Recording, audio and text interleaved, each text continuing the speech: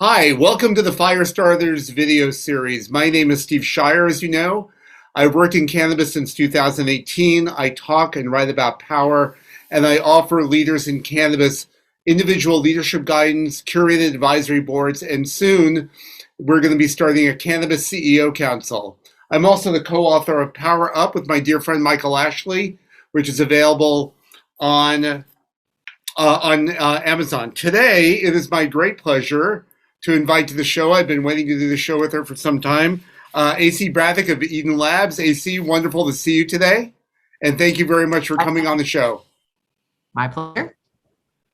So, AC, please describe from your point of view the state of cannabis from your point of view. What is going on in the industry that concerns you? What are you excited about? What's the current state? After 14 years in the industry, it's Is it kind of hard to summarize? We've gone, from 1.0 to, I'm not sure if we're at 2.0 yet even. I think we're at 2 or 3.0 in some parts of the country, and then other parts of the country, we're still in 1.0. There are some exciting things in that, the genetics of the plant are talking more about the genetics of the plant is becoming more normalized, understanding about the minor cannabinoids. Basically, the science is still, moving ahead, which is phenomenal. The things that are not great are the companies that are coming in who are not trying to solve a social problem. They're not trying to provide medicine. They're not trying to pretty much do anything except make money. And I don't feel like they're being very responsible about creating a brand new industry and a brand new market in many places, and really taking advantage of being able to build their own market from a place of consumer education and intelligence as far as what happens with the plant genetics and people's genetics, and building up a really knowledgeable base for future growth. That's a little disturbing. And Could you speak more about this? Is very fascinating, and it really is. You've got a lot of experience here. I'd really be grateful if you could speak a little bit more about that. You clearly have concerns, and they're very well thought out concerns. How every single state, and we've been a part of every single state that has come on, and every country as well. And typically there's a pattern that happens. The whole industry obviously is based on politics and not on science. New markets coming online, and depending on the state's regulations, that either pushes the science and competition, or it just allows kind of big money to come in and for big players to take up most of the shelf space. So you're losing out on innovation on the craft level. So like, for instance, in Washington State, where we don't have, that's where I am in Seattle, we don't have vertical integration. We don't have out-of-state money, which has been extremely difficult for the businesses here. But we have we have over 300 brands. Right. Whereas you can go some places on the East Coast into a dispensary and there's, 8 different kinds of concentrates, maybe. And they're from 2 companies. And so it displaces a lot of entrepreneurial innovation. It displaces social equity efforts. It displaces education on a science level as to what people are buying, why they're buying it, what it does for them. And there's just a lot of opportunity that's missed because of that. Exactly right. I'm also in Seattle, though I am. We just recently bought a home in Oakland, and so we're moving back to the Bay Area in a couple of months. But it's a very interesting market. One of the interesting things about the market, the national market, is that it's also different.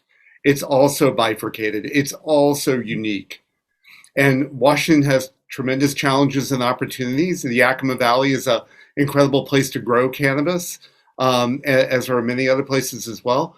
But it has its challenges. And yes, a lot of people I've met, fortunately, most of the people I've met in this space are interested in for the medicinal and for the societal reasons. But there are people who are just in it because they think it's just another interesting hot commodity where they can make a lot of money. Yeah, the other issue is when, we used to have a unified industry, whether it was cannabis or hemp. Then, of course, the Farm Bill in 2018 bifurcated the entire industry into two different things. And in reality, those two things should be together. And on top of that, or integrating into that, should be the entire natural products industry, because it's all about the same thing. It's about plants as medicine and nutrition. And if we were able to come together in a unified way, we would have tremendous political power. And we could change all of this from being so political and start basing it on the science and concerted effort, joint effort on educating consumers. Yeah. And there's just so much fear in the market, even as we speak, so much politically driven fear. Yeah. So many people are stuck in their positions about the evils of cannabis, or the perceived evils of cannabis, that they cannot think about the science, that's the thing that I've been so impressed about in the last 4 years of being in the space, is how much science there really is here. Yeah. Well, and I just, I don't know if you were aware of this too, but, we had this conversation legislatively in Washington a year or two ago, but I just noticed in Vermont where they're trying to limit the amount of THC in products, which just goes to the utter ignorance and how the plant is grown, what genetics are in it, how you process for those things in the manufacturing piece to get to an end product. Because if they're going to start limiting the THC, they don't even know what that even means. Right. And they're doing it because they perceive the THC as evil. It's just such a hangover from prior thinking. And I mean that not literally, but. Right. Yeah. I mean, in order to do that, they'll have to start doing preparatory chromatography, which is unbelievably expensive. And so then they're like, and they don't get that in the end, the consumer base is going to be paying a lot more money for these products, which is just going to feed the illicit market. I mean, they're going to either tax us into the illicit market, or they're going to regulate based on their lack of knowledge back to the illicit market. Right. And it just astounds me how states are so willing to regulate, overregulate, overtax, but they're not really willing to think about it in holistic terms in a way that will drive out the illicit market. I mean, they can't, it's too complicated for them. I don't understand what the deal is. But AC, I very much want to get into how you got into the industry, because our listeners very much want to hear this, and I want to hear it. So please tell me how you got into the industry, and then let's talk about Eden. Well, I was living in Miami. I'd moved there for a while, and I decided to come back to the Northwest because I wanted to get into plants as nutrition and medicine. And within a short amount of time, I happened to meet Fritz Chess, who was the founder of Eden Labs. He founded the company in 1994, 95. And I'm shortening the story quite a bit. And we could make this show a mini-series. But, as some may or may not know, Vancouver, BC, and BC in general was very cannabis open in the 90s. And so he really wanted to get into one of the first dispensaries there that was in BC, but it was all women owned. And he was having a hard time getting in. So he called me. He's like, can you help me get in to see these? Because I want to talk about, extraction and concentrates and whatever. And I'd known that he had been doing a lot of, he knows how to extract just about anything. So there was all kinds of different botanicals he was doing. Of course, I found this fascinating. Right. And so it just kind of started stemming from there. I mean, I had another different career in real estate development, and he asked me to come on as CEO about 2006, and I turned him down. And then around 2008, I was like, okay, yeah, I'll come in and do this now.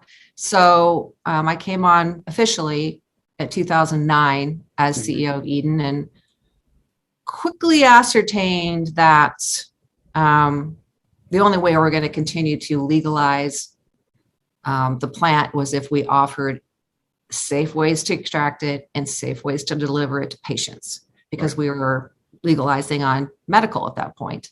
Right. And so we offered the first commercial systems to the cannabis industry. Well, he did, starting in 1996. But we were the first and the only company doing this at the time. How has the company grown in the intervening years, and what's your focus now? It's grown quite a bit. You know, we have an international reputation now, and we've sold hundreds of systems. I'm very proud of that. Very proud of having been a part of truly that has helped many sick people become better, and to help people get off substances and alcohol. I mean, it's a really nice feeling. But where we are now is kind of getting more involved in ingredients manufacturing in general, all different other kinds of plants, because I think that compounding is the future. And I'm actually kind of shocked that there hasn't been more of this going on. It's starting to happen where you're, utilizing you have a sleep formula and you're utilizing CBN and kava and chamomile, and, just truly being a proponent of all the plants and all the things that they do and how they work together within our systems to just really promote the connection we have lost by dissecting things and synthesizing them, when all of that magic already occurs and exists. It's kind of like one of those unfortunate human characteristics that we think we need to improve on what's already good. Yeah, and as I love this quote from Tesla, it says, if basically, I'm going to shorten it, but basically, unless your ultimate goal with science is to improve the human condition, then you shouldn't be doing it. Right. Exactly. I'll swap you a quote, which I have from a much less learned source, Jurassic Park, where Jeff Goldblum said, your scientists thought so much about whether they could do it, they didn't ask whether they should do it. Yes. Same concept. Yeah.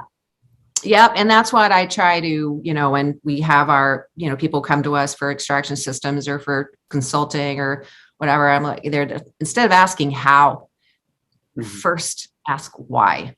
Why are you doing this? Because the how exists. I mean, it has existed for many different botanicals and many different industries, but the why is the most important thing, especially in this time of the world. Yeah. Why are you doing anything? Right. So are there any compounding substances that you are really excited about? Or are you, we mentioned it, but I wanted to just follow up with that. We do a fabulous job of extracting kava kava. And, it's a lovely botanical. We're also very, very interested in psilocybin. And just the combination of multiple different botanicals, really. Yeah, everyone is talking about psilocybin. It's like, I feel very old, like having a cannabis podcast. I really should be leaping ahead to the psilocybin podcast because everyone is talking about that.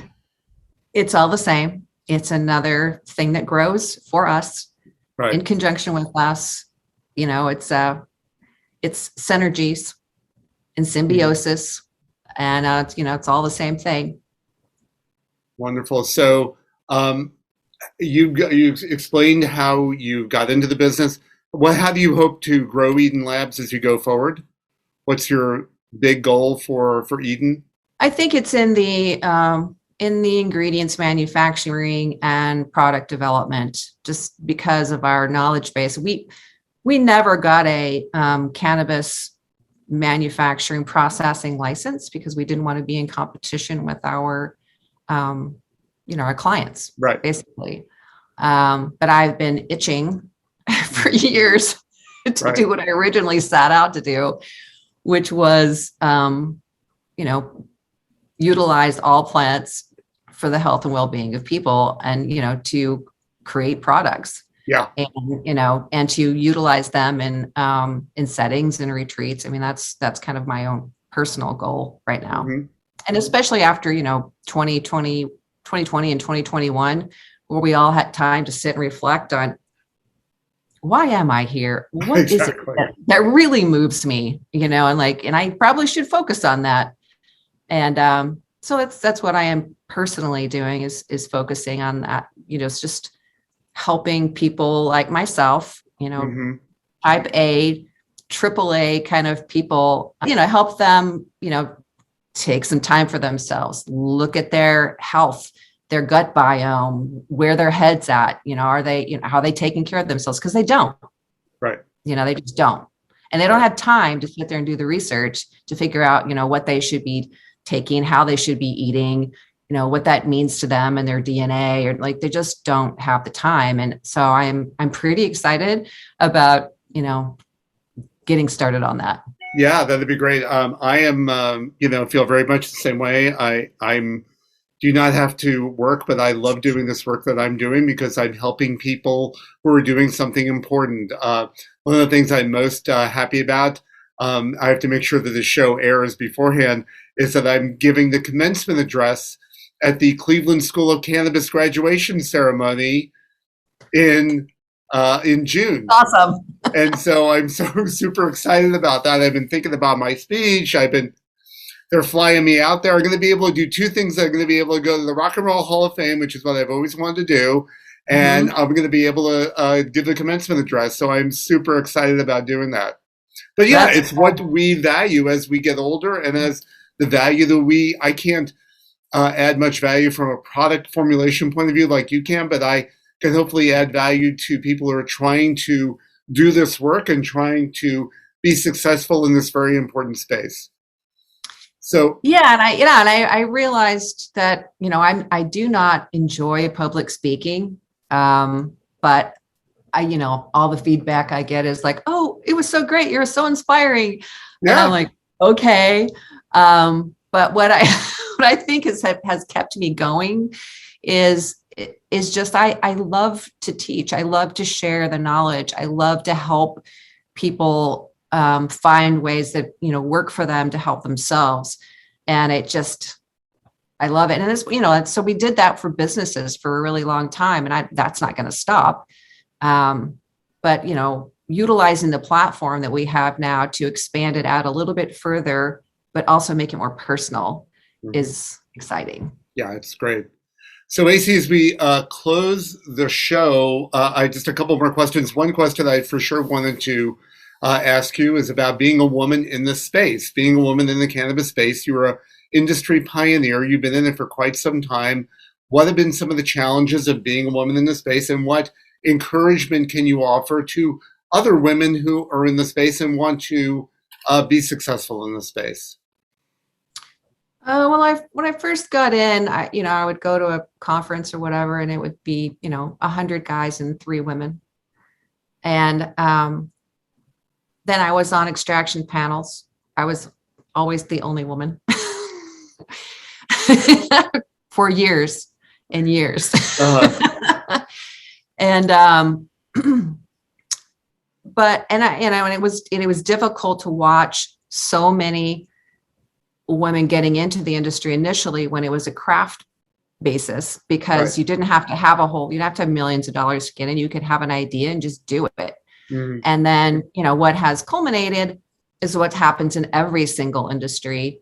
And that is, women have, get like 2% of the funding that men get.